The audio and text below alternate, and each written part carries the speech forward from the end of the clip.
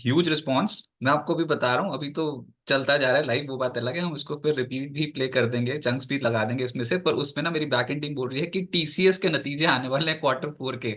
और viewers viewers लिख रहे हैं कि अजय सर से कोई शेयर पूछो तो बता दूं, अजय सर शेयर वेयर नहीं बताते। हाँ, लेकिन आउटलुक क्वार्टर 4 का आपका क्या है, और स्पेशली जो टीसीएस के नतीजे आने वाले हैं अगले हफ्ते, फिर 18 तारीख को इन्फोसिस के नतीजे आने वाले हैं, आपका आउटलुक क्या है? देखिए, आईटी क्षेत्र में प्रॉब्लम चल रही है।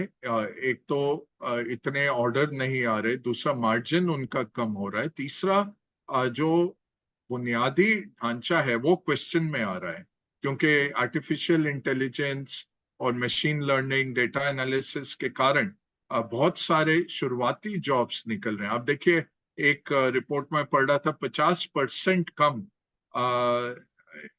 एंट्री लेवल जॉब्स हो गए हैं।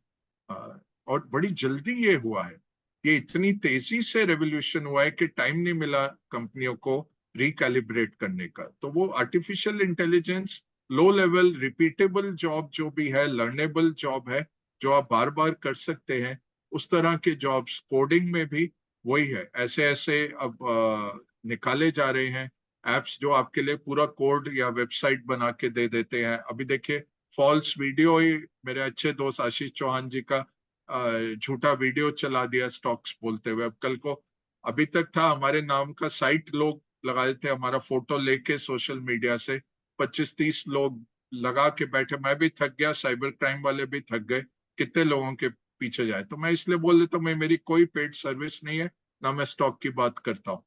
बट चोर तो हमारे से ज्यादा तेज होते हैं। अब आशीष जी के लेवल पे अगर पहुंच जाए फेक वीडियो लगा के, तो सोचिए। तो आईटी में प्रॉब्लम है, आईटी में प्रॉब्लम रहेगा थोड़ा, आई थिंक 2 क्वार्टर 3 क्वार्टर और है। बट रेट कट आएंगे, थोड़ा इकोनॉमीज बढ़ेगी और कॉन्फिडेंस रहेगा कॉर्पोरेट्स का, तो फिर लौट के आएगा और बिजनेस मॉडल बदलने वाले हैं। तो ये अभी 2000 में हमने बहुत बेनिफिट लिया था Y2K से, तब हम टेक ऑफ किए थे। ये उसके बाद का .com और Y2K के बाद का ये एआई उतना बड़ा एक मेगा ट्रेंड है। तो इसमें विनर और लूजर देखना पड़ेगा, छोटी कंपनी विनर करती है या बड़ी करती है। वो जैसे फिनटेक वर्सेस एस्टेब्लिश्ड बैंक है। फिनटेक आपको ज्यादा पसंद लगते हैं, लगता है शाइनी है, ये है, बट स्केल तो उसका ही है। या ईवी में देख लो, अब कैचअप हो रहा है ये लेगेसी कंपनीज के द्वारा। तो ऐसा नहीं है कि, और ईवी में 2000 कंपनियां बना रही होंगी ईवीज, उसमें 2-3 रह जाएंगी अगले 5 साल में। तो ये देखना है, और लेगेसी वाले रिकैलिब्रेट कर लेंगे। तो आईटी में भी यही होगा, बड़ी बड़ी कंपनियां, बहुत अच्छी कंपनियां, अच्छी कैश फ्लो देती हैं, अच्छी रिटर्न ऑन इक्विटी है, डेट है नहीं, ये सब अच्छा है। गड़बड़ क्या है, मार्जिन कम हो रहे हैं और ऑर्डर्स कम हो रहे हैं। और जो मॉडल था हमारा लो कॉस्ट पे काम कर देने का, वही काम वो अब एआई खा रहा है वो काम। तो हमें उसको रिकैलिब्रेट करना है, वो हो जाएगा, बन जाएगा। बट अभी टाइम नहीं है, 5-6 महीने रुक सकते हैं आईटी के लिए। रिजल्ट्स ओवरऑल अच्छे आएंगे, बैंक्स के अच्छे आएंगे, मेटल्स के अच्छे आएंगे, ऑटो के ठीक ठाक आएंगे, स्पेशली पैसेंजर व्हीकल में। कमर्शियल और टू व्हीलर इतना अच्छा नहीं चल रहे अभी भी, तो उनमें है। और कैपिटल गुड्स, इंफ्रा, ये सब अच्छा करेंगे। बैंक्स आउट परफॉर्म फिर से करेंगे, अच्छा नंबर आएगा। चाहे निम थोड़ा कम आएगा, क्योंकि डिपॉजिट बढ़ाने के लिए उनको पेशकश करनी पड़ी बेटर रेट्स की, और लोन रेट्स में इंटेंस कंपटीशन है। बट वो उससे भी आगे चले जाएं, क्योंकि ग्रोथ इतनी, जो भी अफोर्ड कर सकता है वो मॉर्गेज लेके घर खरीदने की कोशिश कर रहे हैं। और आपका रियल एस्टेट यही है, रियल एस्टेट 3 साल चला है अभी, और चलेगा वो। 12-15 साल की साइकिल होती है ये रियल एस्टेट की, तो बहुत साल अंडर परफॉर्म करने के बाद अब टेक ऑफ स्टेज में है, वो चलेगा रियल एस्टेट। और रियल एस्टेट को जो फंड करता है, हाउसिंग कंपनियां हैं, वो भी बहुत अच्छा कर। Sir last question, and this is related to small caps. अभी रिसेंटली ना मैंने एक बहुत बड़े फंड हाउस के टॉप एमडी का इंटरव्यू किया, और वो स्मॉल कैप्स पे उनकी पकड़ बहुत स्ट्रांग है।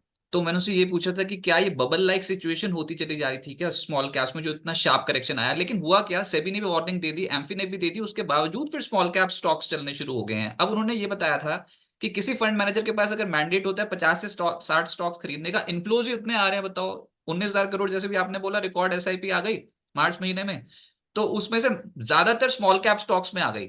लोग रिस्क लेने को तैयार हैं। अभी हाल फिलहाल में मोतीलाल ओसवाल जी की, रामदेव अग्रवाल ने भी ये बोला था, उन्होंने भी, सर ने यही बोला है कि इनके पास ऑफिस में लोग अपनी एफडियां, पता नहीं कितने करोड़ों की एफडियां तोड़ के बोल रहे हैं कि म्यूचुअल फंड्स में या फिर स्टॉक मार्केट में लगा देते हैं। तो ये सर ओवर कॉन्फिडेंस तो नहीं है क्या? कोई ऐसा स्मॉल कैप में कोई बबल लाइक सिचुएशन तो नहीं बन रही? आपका क्या व्यू है इस पे? देखिए, स्मॉल कैप वगैरह में सेक्टर नहीं होता है क्या, वो इंडिविजुअल कंपनी देखनी पड़ती है, क्योंकि बहुत ऑपरेटर भी चलाते हैं, कहानियां भी लोग करते हैं भाई ये ट्रांसफॉर्मेशन हो रही है। तो अगर आप कैश फ्लो कैलकुलेशन कर पाए, और मिल जाता है आजकल तो इतनी साइट्स हैं, सब आपको काम करके दे देती हैं। आप बस डालिए कि पीटर लिंच स्टॉक या वॉरेन बफेट स्टॉक या ये स्टॉक वो स्टॉक, आपको दिख जाता है। और कैश फ्लो अगर आप देख ले, पॉजिटिव कैश फ्लो है, ग्रो कर रहा है।